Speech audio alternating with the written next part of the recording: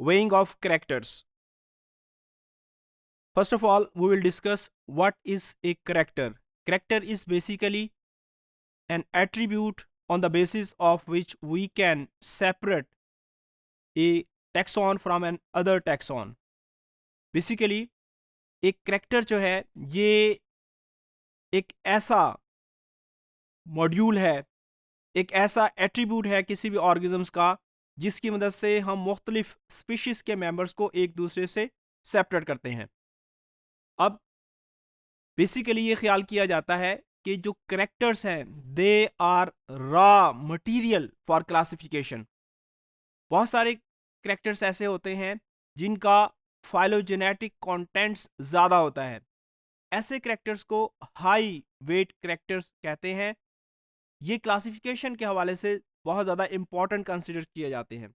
इसके अलावा बहुत सारे करेक्टर्स ऐसे होते हैं जिनका फाइलोजेनेटिक कंटेंट्स कम होता है।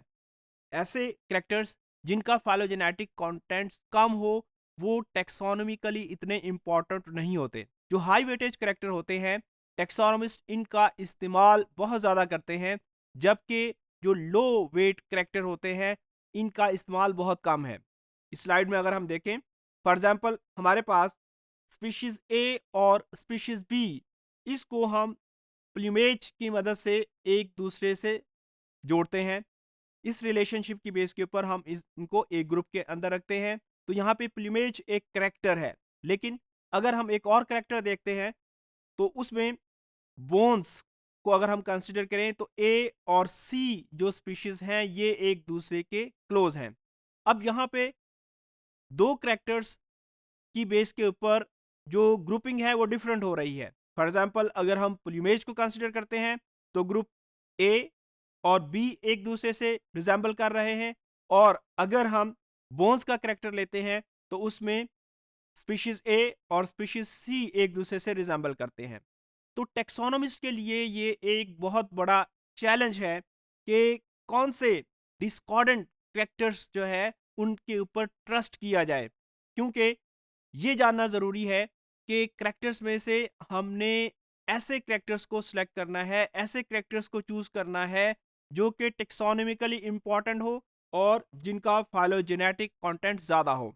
तो बेसिकली वेइंग ऑफ करेक्टर से क्या मुराद है? वेइंग ऑफ करेक्टर से मुराद है कि ये एक ऐसा प्रोसीजर है जिसकी मदद से हम ये जानते हैं कि कौन सा करेक्टर हाई वेटेज का है और कौन सा करेक्टर लो वेटेज का है। तो करेक्टर वेटिंग बेसिकली एक प्रोसीजर है इस चीज को फाइंड आउट करने के लिए। अब दो मॉडल्स हैं करेक्टर्स की वेटेज को चेक करने के लिए। जो पहला मॉडल है प्रायोरी, ये जो कंसेप्ट था ये अरिस्टोटल ने प्रपोज किया था, क्योंकि अरिस्टोटल के दौर के अंदर जो टेक्सोनॉमी थी इसने बहुत ज़्यादा तरक्की नहीं की थी, और ज़्यादातर जो एनिमल्स की आइडेंटिफिकेशन थी वो मार्फोलॉजिकल कैरेक्टर्स की बेस के ऊपर होती थी। अब ये जो कैरेक्टर यूज़ करते थे उसमें बहुत ज़्यादा वेरिएबिलिटी थी, इस वजह से इनका फाइलोजेनेटिक कंटेंट भी कम था। इसी वजह से ये लो वेट कैरेक्टर थे। इस वजह से ये जो मॉडल था इसको रिजेक्ट कर दिया गया।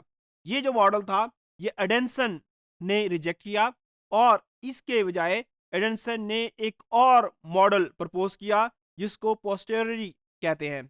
इस मॉडल के मुताबिक ऐसे कैरेक्टर जिनका फाइलोजेनेटिक कंटेंट ज़्यादा है उनको कंसिडर करना चाहिए, और इस मॉडल के बाद मेजॉरिटी ऑफ जो क्लासिफिकेशन हुई है पास्ट हिस्ट्री के अंदर, उसके अंदर इसी कंसेप्ट की बेस के ऊपर एनिमल्स को क्लासिफाई किया गया है।